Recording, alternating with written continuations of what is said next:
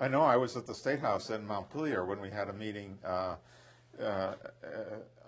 asking the House to call for impeachment. Yeah, because they had found this old rule in the House of Representatives.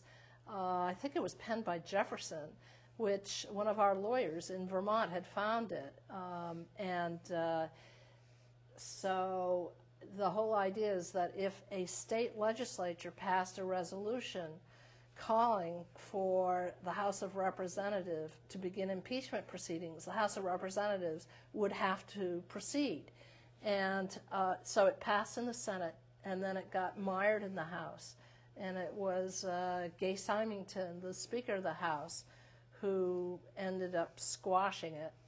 And behind that was Leahy. It became very clear that Senator Leahy did not want impeachment to happen. His aide sort of tamped down any enthusiasm at a meeting in Randolph, which I describe in the book. And the late Peter Frayne of 7 Days was there and describes it as the Randolph Massacre, and how the top heads of the party had put the kibosh on a grassroots popular movement for impeachment. And this happened in Vermont, and it also happened on the national level. And once the Democrats won a majority in 2006, then Nancy Pelosi, the Speaker of the House, says impeachment is off the table. And that got a number of people really dismayed. And by the time I had launched my campaign, which was in the fall of 2008, that's when people became aware of Bugliosi's book and began to, and also were very concerned about the war crimes. Here we were all assembled in Andover, Mass. For this conference on prosecuting for war crimes. And that conference that happened, I asked the convener, Dean Lawrence Velval, the head of the law school, why he held the conference. He said it was out of a sheer act of frustration because the media was not covering the war crimes of the Bush administration. So you had a combination of the media not doing it. You had top Democratic Party officials that didn't want to deal with it. And so people started saying, okay, let's move on to prosecution. And political expedience was one of the reasons given. You know, when Nancy Pelosi said impeachment's off the table in 2006, then it was like, well, we got to focus on getting Obama elected. And then when Obama got elected, how did he deal with the crimes of the past? He came out with a statement saying, well, we really want to just move forward. We don't want to move backwards, which was the equivalent of saying we're not going to prosecute. I think a lot of people suspect that some members of the Democratic Party were probably far more witting to some of the abuses that occurred. And in fact, this is a Republican technique to say, wait a minute, it's not just us. You know, there were some very high-level members, including Pelosi, who had been briefed by the CIA about the torture that was going to be used and had gone along with it. And so I think that they sure didn't want that can of worms opened up. I'm talking about Democrats right now. So I think it's for a combination of reasons that they just didn't want to pursue it, and they still don't want to pursue it. And you talked about the media. You're an experienced journalist.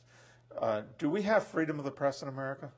Good question, and it all depends. You know, the old saying, the freedom belongs to those who own the press. So I would say the mainstream media is not free at all.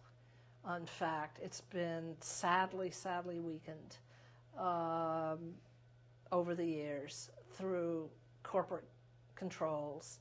I have a close friend. She was my media consultant during my campaign, Christina Borgeson, who got fired, I think it was CBS. I was going to mix up CBS or CNN, when she had been asked to do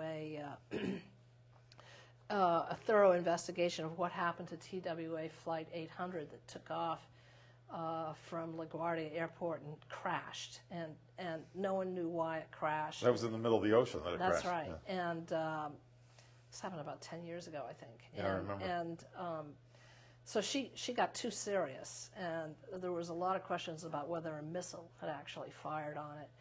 And a huge cover-up happened, and the Pentagon got involved. The Pentagon got involved with her investigation. Next thing you know, she's out the door. She's fired. And she became a freelance journalist. And then she ended up writing and editing 2 really interesting books about the state of our media. One of them is called Feet to the Fire, the Media Since 9/11. That's her most recent book, where she interviews all the top journalists that were handling the war in Iraq. And they're all confessing that there's only so much they can say. And they admitted to self-censorship, and not all of them, but a number of them. The other book was called, the earlier book was called Into the Buzzsaw, Leading Journalists Expose the Myth of a Free Press. And I have a chapter in there called The Great Game for Oil, How the Media Missed the Context. That's in the paperback version. There's another book that you mentioned in your book, The End of America by Naomi Wolf. Yes. And Naomi describes 10 steps that autocrats take in order to close down a democracy. Yeah.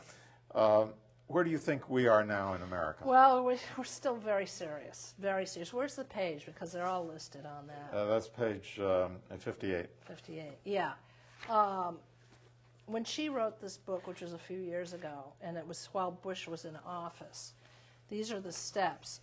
Invoke an external and internal threat. Establish secret presence. This has all happened under Bush. Develop a paramilitary force. Surveil ordinary civilians. Infiltrate citizens groups. Arbitrarily detain. I mean, every single one of these things are still going on. Target key individuals. Restrict the press. Cast criticism as espionage and dissent as treason. I don't know if that's gone on under the current administration. Subvert the rule of law. Well, that's still going on. I mean, a lot of these things were put in motion under the Bush administration.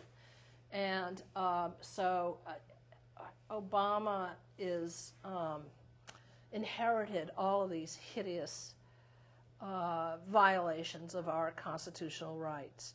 But there have been some that his Justice Department continued to go along with. And that, detentions are still happening, military detentions. The surveillance of ordinary citizens is still going on. In fact, his Justice Department clamored to dismiss a civil lawsuit by some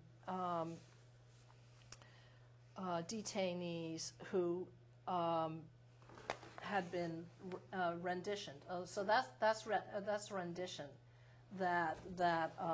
His administration, the kidnapping of suspects so they can be tortured elsewhere. He says that he's stopped it, but if people are still being kidnapped, where do they go? We don't know that there are any safeguards in place for them.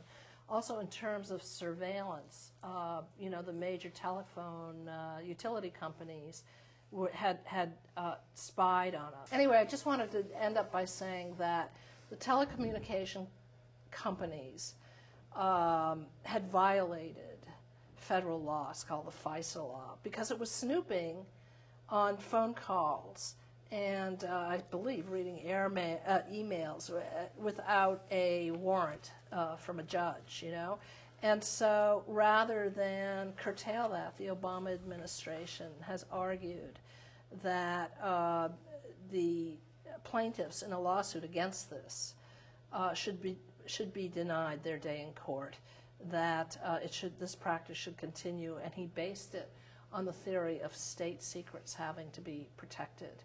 And in fact, even extended the leniency, let's put it, legally by going farther than Bush had by declaring that anybody who snooped on you or me, say, It would be okay as long as he didn't reveal it to the public, what he or she had learned from the surveillance, which is a whole new area. It's extending the right to surveil even farther.